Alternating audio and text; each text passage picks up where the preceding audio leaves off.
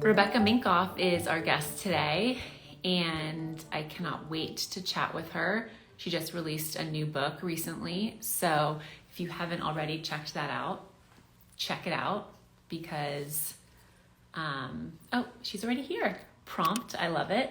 We're going to be getting to some questions, what it's like to be a female entrepreneur. Hi. Hello, how are you? I'm good. How are you? I was just trying to remember, we did an Instagram live during COVID already because I believe you were on the floor of your bathroom. This is correct. We did one when I was doing them every single day for like 5 months. Every single day. That's Yes. why. I was like, let's take people's mind off the news and interview interesting people. And yeah, every day for 5 or 6 months. And then we were like, okay, we got to get back to work. This is a lot.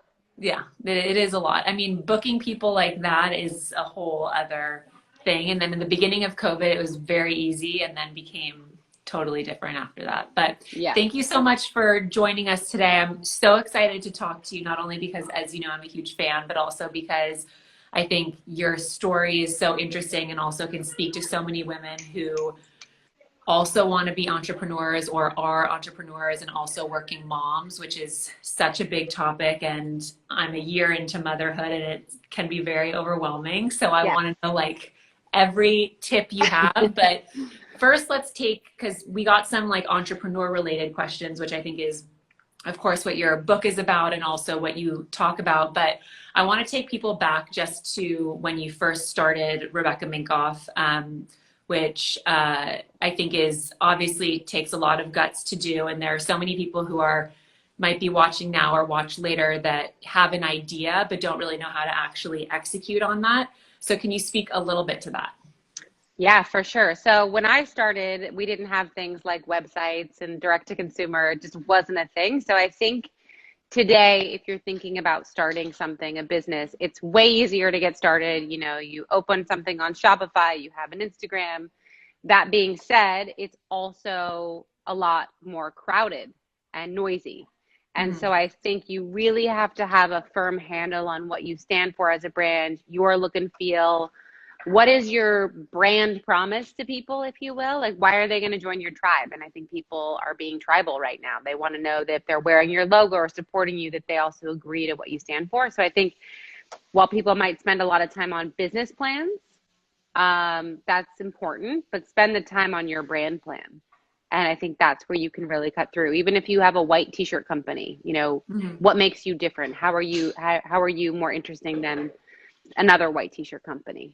Yeah, I love that. I think it also, speaks to this. I think a lot of people have a huge amount of fear because what you're saying about the level of noise that there is in this world today. There are a lot of people who, because of the ease that it's not like it was when you started, Yeah. it's very different and people can, start something much faster than they used to be able to. Um, what do you say to people who have fear or hesitancy with that process or just think that they'll, start something that it will stop? Because there's a level of drive that I feel like, it was very, very big for people who were starting companies and now maybe isn't as existent or some companies don't necessarily see it as much as they once did. Do you have any tips for that? Because you're a very driven woman. So I think, and I'll answer this in two parts. I called my book Fearless, not because I expected anyone to read it and be like, I have no fear. Um, I'm fearless. I'm still not fearless, but why I Yeah. called it that is we take this emotion that's meant to keep us safe and protect us from real, true dangers like fire or killers in the woods. Like I firmly believe there's only killers in the woods. Yeah. Um, and then we say, okay, I'm going to let it stop me from going after my dream, my passion. And you have to begin to say, okay, that emotion that's trying to protect me is the thing that's going to stop me in business or personal relationships. So I talk a lot about looking at it like a muscle. You know, the more that you flex it and build it and grow it, you get stronger at pushing that fear aside. And I also like to look at it as with every risk you take, sometimes you win and sometimes you learn. With every failure, I'm sure you can recall you've had, you learned a hard lesson. Mm-hmm. And so if you reframe it and anytime I fail, I'm like, okay, what did I learn? Then it's not this stigma of like, I'm going to go crawl under the desk. And you might feel that way for a minute, but it gets easier to overcome that. And you do get stronger at it. So now when I'm failing, I'm like, all right, I'm failing. I'm going to fail fast. Let's recap what the learnings were. How do I change that for the better? Was there a big failure that you can reflect on that caused you to change that? Because it is hard sometimes if you have a failure to not sit in that failure and to actually look at it, learn from it, and then move on. Was there something that you can reflect on that was a big prominent failure or something, or I guess failure, or you can look at it as blessing because it got you to where you are today and be able to learn from them? Yeah, I think a big and funny, not funny back then, but funny now, was when we first had our overseas factory and I didn't have anyone in quality control. And I was like, it's probably fine. They make for Kate Spade and Tory Burch and Marc Jacobs. It'll be fine. Who needs to do quality control? And they ended up making bags that had Kate Spade hardware on Rebecca Minkoff bags. And then my customer got to find this out before me and gave me a nickname. It wasn't as cool as Benifer. It was Quebeca Spankoff. Oh no. And that was horrific. And I had to turn it into a learning. Obviously it's worth the money to hire quality control. I did crawl under the table. I did cry. It's not like I just laughed it off.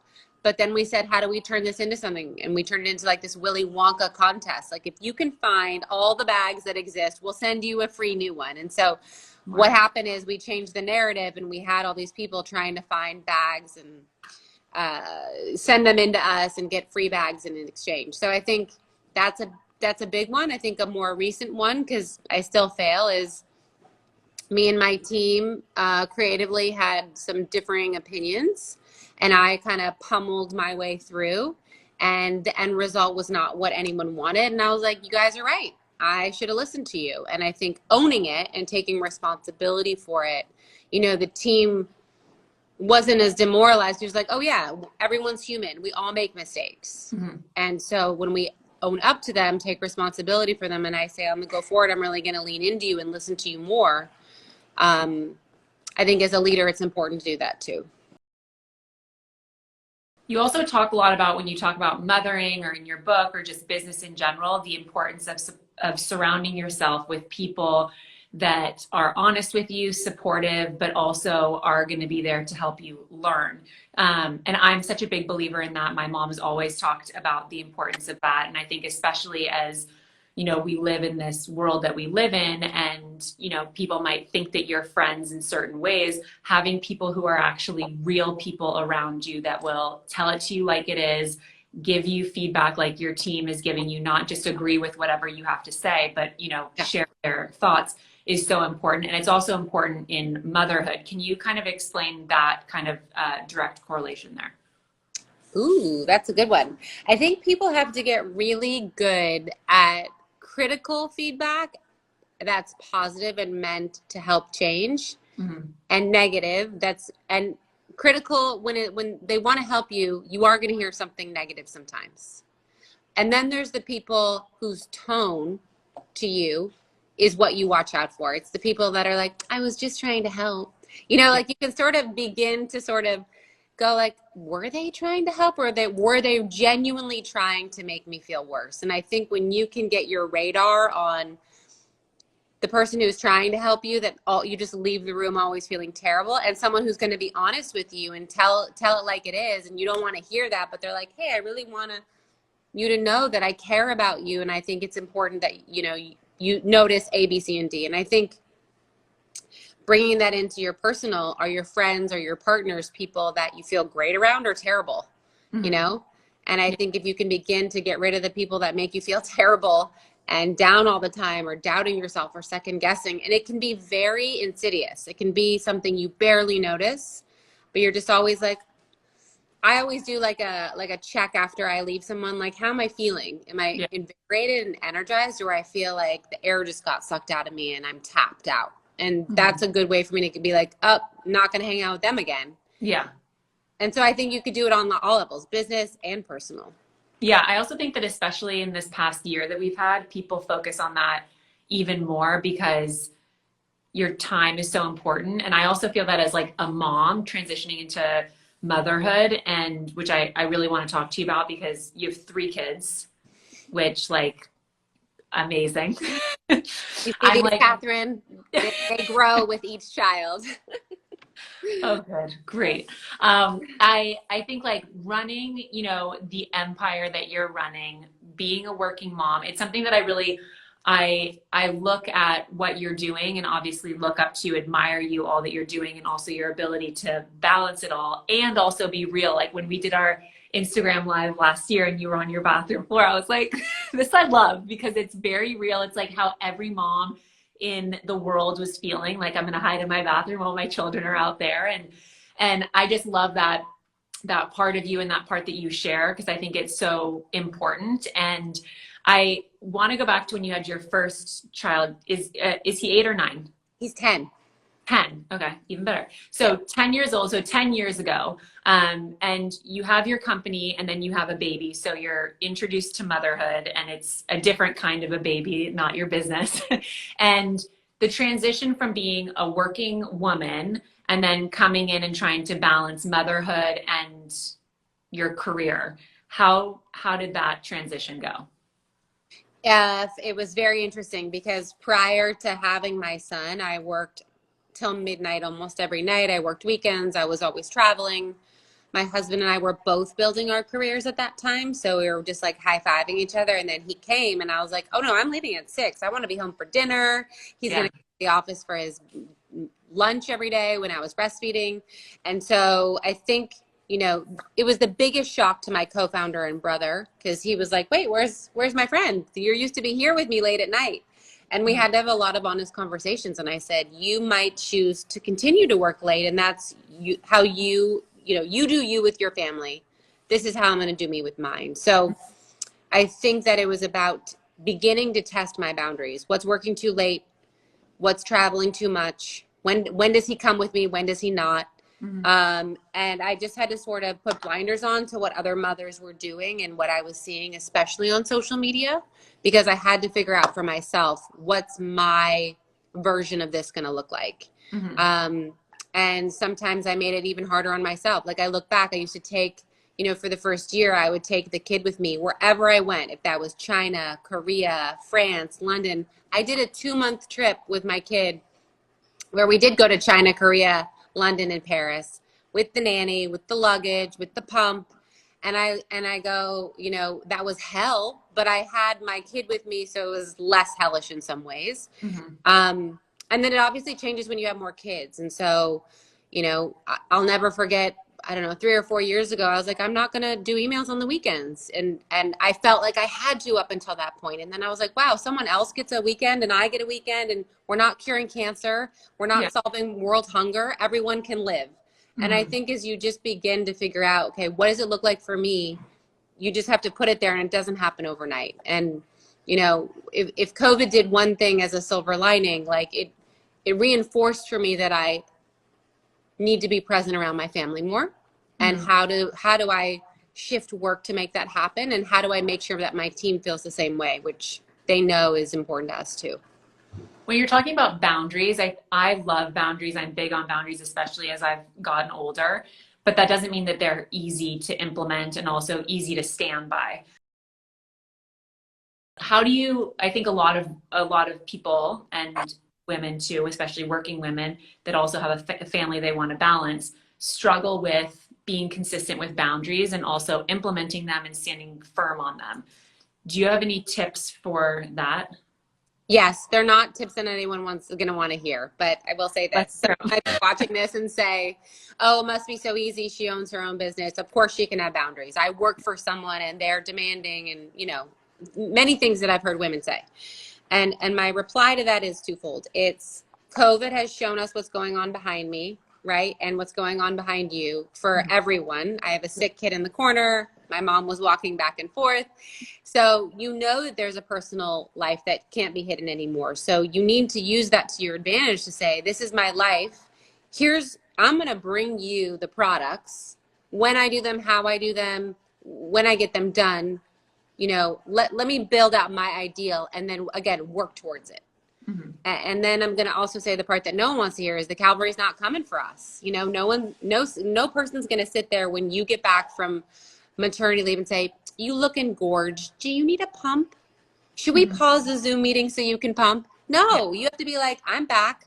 These are my pumping hours. I will take my Zooms here. Please work around my schedule. If you need me, I can somehow readjust by 10 or 15 minutes. And we have to demand that things change because they will never change if we don't stick our neck out.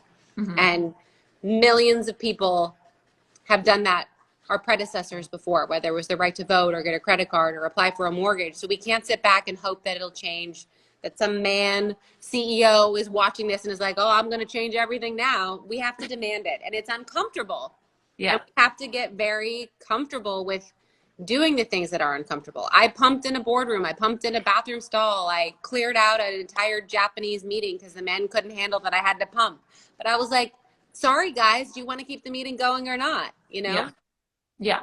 I mean, did that come with also, with you traveling and then also, trying to implement these boundaries for yourself? Did that come with guilt and also, like leaving your kids, not being necessarily if you had to be home at a certain time? I mean, being even guilty for your first baby, which is your company, not paying as much attention to your company. I mean, I'm sure that came with like a pull there.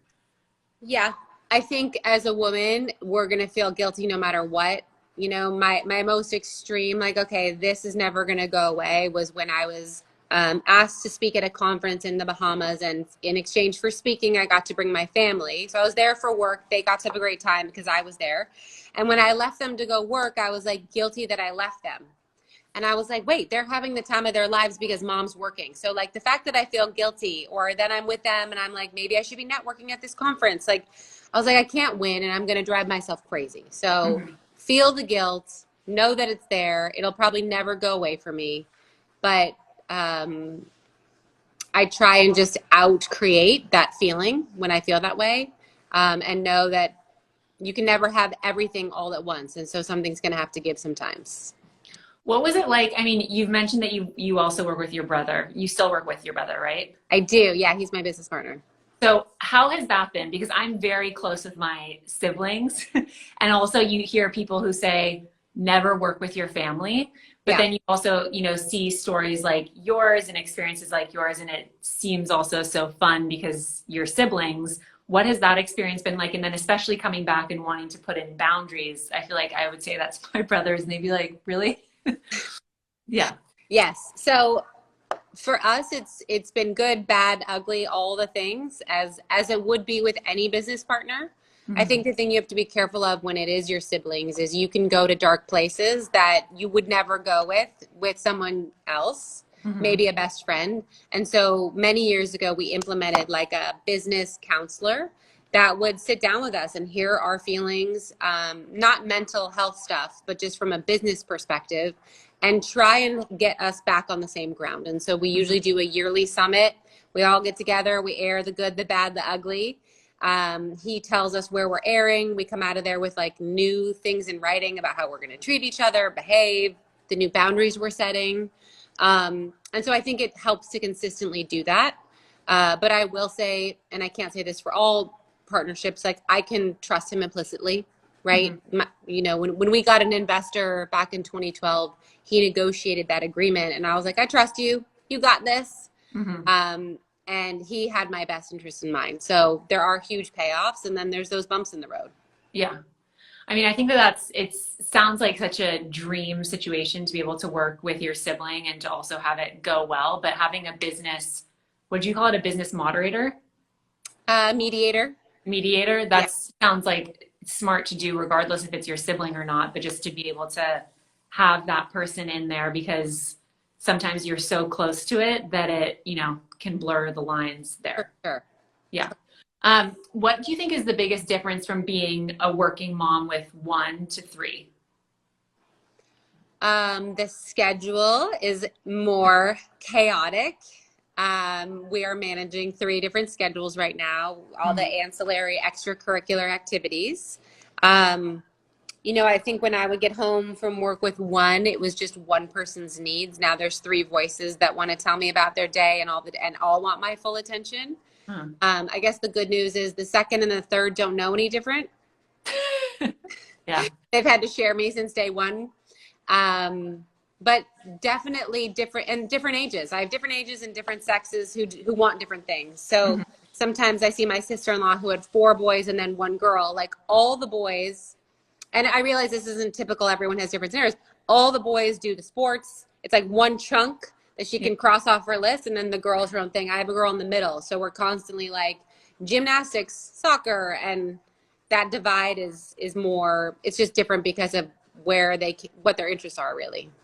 But how do you not get overwhelmed by that? Because if you're in New York City and you are running a company like yours, you have 3 children, you're running around to different things, and also being a present parent and wife. I also want to talk about partnerships, but it's, how do you not get like crazy overwhelmed by all of that? I definitely Or do you? can. I definitely can and do. My husband always thinks when I get silent, that's my way of showing it. He's like, "Are you mad at me? Did I do something?" And I'm like, "No, I'm just stressed out of my mind." But I think as much as I have a great team that makes Rebecca Minkoff go round, who's your team at home? And so my husband and I have had very clear conversations of shared roles and responsibilities. It's 50-50, or I should say 100-100. So he's making the lunches and I'm taking the kids to school, or I'm making dinner and he's cleaning up. Like there's no line in the sand that says only the mom does this. We also have a nanny that also helps. And so I think it's about building your team. If you don't have a nanny, is it your grandmother, mother, sister, who's your tribe that helps? And I think the most overwhelming part is probably just where we live, right? New York City is not easy. You don't just get to go in the car and drive somewhere. So I think for me, it's managing the mayhem of the added randomity of the city. But I definitely get stressed out for sure, especially around like Fashion Week or these really busy time periods for us. And then I just have to be honest and be like, "Babe, I'm going to fall short for the next 2 weeks." And I go to him and I say, "I'm going to fall short in these areas. Where do you want me to staff up or hire or help you? Or how can I support you so that it's not just all falling on you?" Or he'll do the same. "Babe, I have a shoot for the next 2 weeks." And then I'll be like, "Cool. I know exactly where my holes are and how do I sort of figure those things out."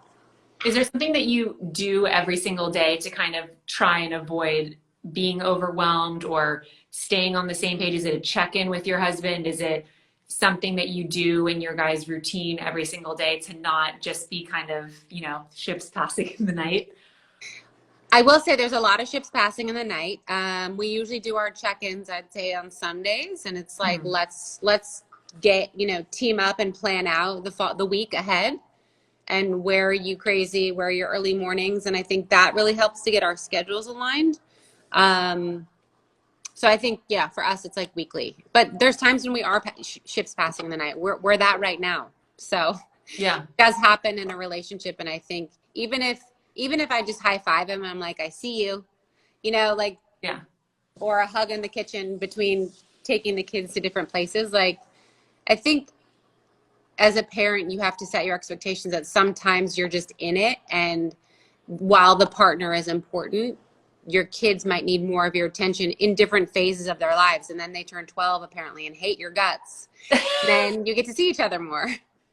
When did you learn that? Because I feel like that's something that I know I have a lot of my girlfriends who either just had their first baby or their second, and I constantly am hearing them talk to me about expectations with their partners. Like, when did you have that moment of adjusting your expectations, or that even being something that you would even need to do? I think you just started seeing it. You're like, "Oh, wow, we used to go out every night and like finish conversations." And then our first kid started talking and now we don't get to finish conversations. Or then you add 2 and it's just like, who's on first? And I think we just have always had an agreement, like if something's up, bring it out in the open right away. And so we definitely talk a lot about the fact that we can't have a conversation with our kids when they're around, So those more important or stressful conversations happen when they've gone to bed or if we have a date night. Just because it doesn't happen. How did you do all of your balancing with motherhood and is that a child right there? That's a child, yes. Who's I love it. screen that I perfectly set up has gone broken, so we could do this. Oh my God, this is amazing. But when your book came out, I mean, you also launched in the pandemic, and, like, how did you balance that with everything else that you have going on? Because I think there are a lot of people who, again, look at all the different things that you're doing and you have a way of making them get done. But there is also, the part of it that, leaves you stressed or overwhelmed as a mother. Are there any kind of tricks that you have for balancing all of that? What I would say is I try and hire generals, right? And when I say that, it's people that can take that baton and take it to the finish line. And I've been really fortunate with the team that I have at Rebecca Minkoff that when my book is coming out and we're planning this event, I have people that I can go to bed knowing they have their part of their job covered. Mm-hmm. And it doesn't happen immediately. I've had people that were definitely not generals that you're micromanaging and your word isn't going to get done. And I think I'm also honest with my kids, like leading up to the book launch, I was like, guys, I'm going to be a little bit scatterbrained. I'm going to be more stressed out. I might not be fully present with you for the next 2 weeks, but I'm here. Just know that I'm launching something really big and I'm really excited. And I hope you can be patient with me. I do that around Fashion Weeks. I'm like, I'm going to be working late. Mommy's going to be a bit distracted. And so I think when you're honest with kids, they're also like, oh, cool. My mom's doing something awesome. Like, okay, we know she's going to be stressed. Yeah. But I won't lie to you. Like my kid would be like, Mommy, play dinosaurs. And I'd be like, okay. And I'm playing dinosaurs and I'm like looking at my phone, making sure our event is gonna, and so that's just part of life. And I think it's accepting that and trying to be as aware, like when you're aware of it and you're like, okay, good. I don't like this feeling. What can I do to change it? Or how do I do this better next time? But it did help that during most of the most stressful book launch stuff, they were in school from 9 to 5. So it's not like I was homeschooling them and trying to launch a book. Like they were out of my hair and I could focus. Yeah. That's a big key thing to be able to have. Yeah. Very helpful. Well, thank you so much for doing this. This was so awesome. And I loved being able to chat and also just see the realness of mom life and being, somebody who balances being a female entrepreneur and also a working mom, and also just being really real about the level and the importance put on communication, which not only in your partnerships, but also just business in general is, it seems like for you, the biggest thing is communication.